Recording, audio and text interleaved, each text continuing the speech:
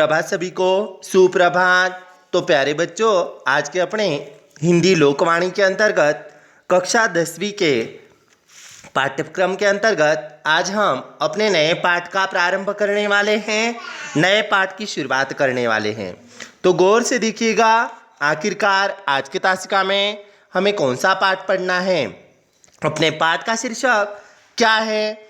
तो बच्चों, हमें पता है देश का प्रथम नागरिक जिसे कहा जाता है ना, वे होते हैं राष्ट्रपति। तो आज के अपने जो राष्ट्रपति है ना, वे अनोखे राष्ट्रपति है। ऐसे भारत देश के प्रथम राष्ट्रपति यानी अनोखे राष्ट्रपति डॉक्टर राजेंद्र प्रसाद जी की जानकारी दिलाने वाला महादेवी वर्मा जी द्वारा रचित प्रस्तुत संस्मरण आज के तासिका में हमें देखना है।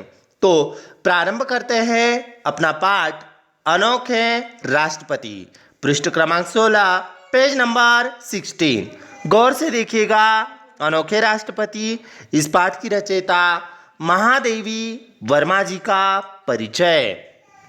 आखिरकार महादेवी वर्मा जी कौन थी, उन्होंने कौन सा साहित्य लिखा, उनका जन्म कहाँ पर हुआ। गौर से देखिएगा, महादेवी वर्मा जी का परिचय।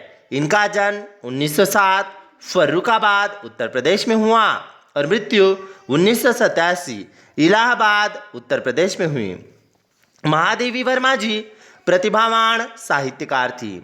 आप छायावाद के प्रमुख 4 आधार स्तंभों में से एक मानी जाती हैं। आपकी रचनाएं समाज के प्रत्येक वर्ग को प्रभावित और प्रेरित करती हैं। आपको आधुनिक मीरा और हिंदी के विशाल मंदिर की सरस्वती कहा जाता है। देखो, महादेवी वर्मा जी को आधुनिक मीरा और हिंदी का जो विशाल मंदिर है सरस्वती कहा जाता है। निहार, रश्मि, सांध्य गीत, ये कविता संग्रह, संकल्पिता, श्रृंखला की कड़िया, निबंध, पद के साथी, मेरा परिवार, अतीत के चलचित्र, ये उनके रेखा चित्र हैं। गौर से देखिएगा कि प्रस्तुत गद्य में आखिर क्या कहा गया है। महादेवी वर्मा जी द्वारा लिखित प्रस्तुत संस्मरण भारत के प्रथम राष्ट्रपति डॉक्टर राजेंद्र प्रसाद जी के बारे में है। पाठ में डॉक्टर राजेंद्र प्रसाद जी की सादगी, सरलता, सहज स्वभाव के बारे में प्रकाश डाला गया है। यहाँ लेखिका ने स्पष्ट किया है कि भारत के महामहिम पद पर पहुंचकर भी डॉक्टर राजेंद्र प्रसाद में अहंकार लेश मात्र भी नहीं था। यानी डॉक्टर राजेंद्र प्रसाद जी का जीवन सरलता और सादगी से किस तरह भरा हुआ था, इसका सुंदर वर्णन अनोखे राष्ट्रपति में महादेवी जी बड़े सुंदर ढंग से करती है। तो चलो देखते हैं अनोखे राष्ट्रपति, पृष्ठ क्रमांक 16, पेज नंबर 16। राजेंद्र बाबू को मैंने पहले पहले एक सर्वथा गद्यात्मक वातावरण में ही देखा था, परंतु उस गद्य ने कितने भावात्मक क्षणों की अटूट माला गूंथी है, यह बताना कठिन है। देखिएगा, महादेवी जी कहती हैं कि मैंने गद्यात्मक वातावरण यानी किसी समारोह में, वहाँ पर किसी उपक्रम में, संगोष्ठियों में ही देखा था, लेकिन उस गद्य ने कितने भावनात्मक क्षणों की अटूट माला गूंथी है, यह बताना कठिन है। यानी सरलता, सादगी भरा दर्शन दिलाने वाले अनोखे राष्ट्रपति डॉक्टर राजेंद्र बाबू ही थे। मैं प्रयाग में बीए की विद्यार्थी और शीतावकाश में घर भागलपुर जा रही थी। प्रयाग में वे बीए कर रही थी। महादेवी जी प्रयाग में अपना बीए कर रही थी और शीतावकाश यानी सर्दियों की जो छुट्टियां होती है ना, इन छुट्टियों के मौसम में, इस छुट्टियों के अवकाश में वे भागलपुर जा रही थी। पटना में भाई के मिलने के बाद थी, अतः स्टेशन पर ही प्रतीक्षा के कुछ घंटे व्यतीत करने पड़े। प्रतीक्षा करना, राह देखना, इंतजार करना। जी हाँ, पटना में वे अपने भाई की राह देख रही थी, इंतजार कर रही थी। स्टेशन के एक और 3 पैरों वाले बेंच पर देहातियों की वेशभूषा में कुछ नागरिकों से घिरे सज्जन जो विराजमान थे, उनकी और मेरी विहंगम दृष्टि जाकर लौट आई।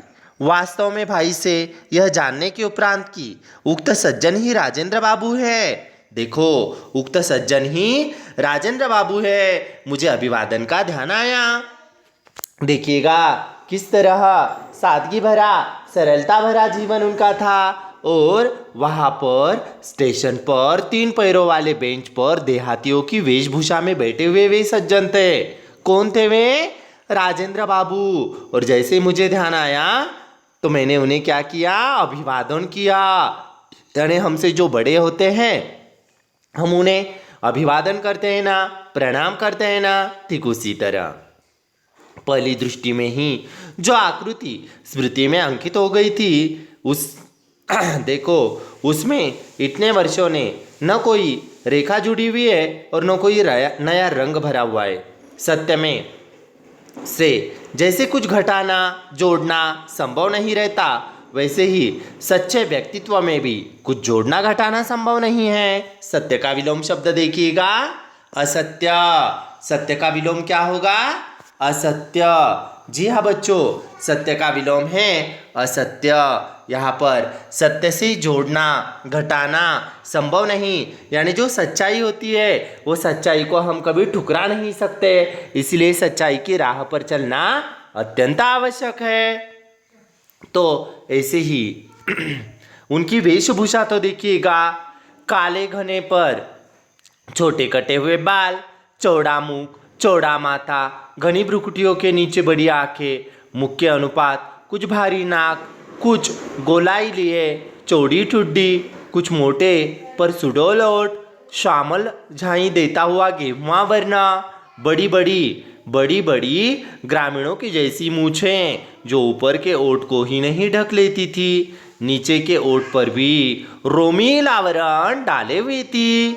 हाथ पैर शरीर सब में लंबाई की ऐसी वेशभूषा थी जो दृष्टि को अनायास आकर्षक कर लेती थी। जी हाँ बच्चों, यहाँ पर दूसरे चरण में दूसरे पैराग्राफ में राजेंद्र बाबू की वेशभूषा का वर्णन किया है, उनके व्यक्तित्व का वर्णन किया है। ग्रामीण वेशभूषा कितनी आकर्षक थी, कितनी मनमोहक थी, इसका वर्णन यहाँ पर किया है। आपको प्रश्न पूछा जा सकता है, डॉक्टर राजेंद्र प्रसाद जी के वेशभूषा का वर्णन कीजिए। उस वक्त आपको सुंदर शब्दों में वर्णन करना है। उनकी वेशभूषा की ग्रामीणता तो और भी दृष्टि को उलझा लेती थी। खादी की मोटी धोती ऐसा पेंटा देखकर बांधी गई थी कि एक और दाहिने पैर पर घुटना छूती थी तो दूसरी ओर बाएं पैर की पिंडली। मोटे खुरदुरे काले बंद गले के कोट में ऊपर का भाग बटन टूट जाने के कारण खुलासा था और घुटने के नीचे को बटनों से बंद था। देखिएगा, एक भारत के प्रथम महामहिम राष्ट्रपति का वर्णन, उनकी वेशभूषा का वर्णन, उनके कोट का वर्णन, किस तरह से सादगी भरा उनका जीवन है, उनके जीवन का वर्णन मानो यहाँ पर किया हुआ है। सर्दियों के दिनों के कारण पैरों में मोजे जूते तो थे, परंतु कोट और धोती के समान उनमें भी विचित्र स्वच्छंदतावाद था। स्वच्छंदतावाद यानी अपने मन की तरह, अपने मन को जो उचित लगता है उसी तरह वो पहन रखे थे, कोई वहां पर दिखावा नहीं था। मिट्टी की परत से न जूतों के रंग का पता चलता था न रूप का। देखिएगा, ग्रामीण सी वेशभूषा आदरणीय राजेंद्र बाबू की थी, महामहिम राष्ट्रपति की थी। गांधी टोपी की स्थिति तो और भी विचित्र थी। उसकी आगे की नोक बाई भौं की ओर खिसक आई थी और टोपी की कोर माथे पर पट्टी की तरह लिपटी हुई थी। देखो बच्चों, यानी उनके सर पर गांधी टोपी विराजमान थी और गांधी टोपी की दशा तो देखिएगा, यानी उनके जूते किस तरह मैले थे, भरे हुए थे।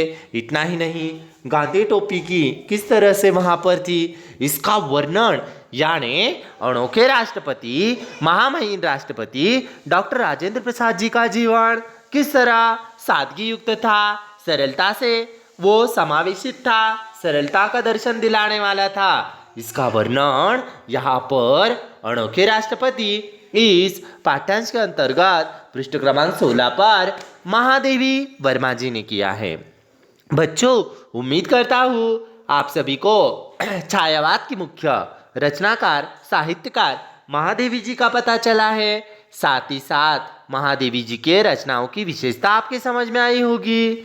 चलो बच्चों, मिलते हैं अपने हिंदी विषय के अगले दासिका में अणों के राष्ट्रपति का अगला विभाग लेकर। धन्यवाद सभी को, धन्यवाद।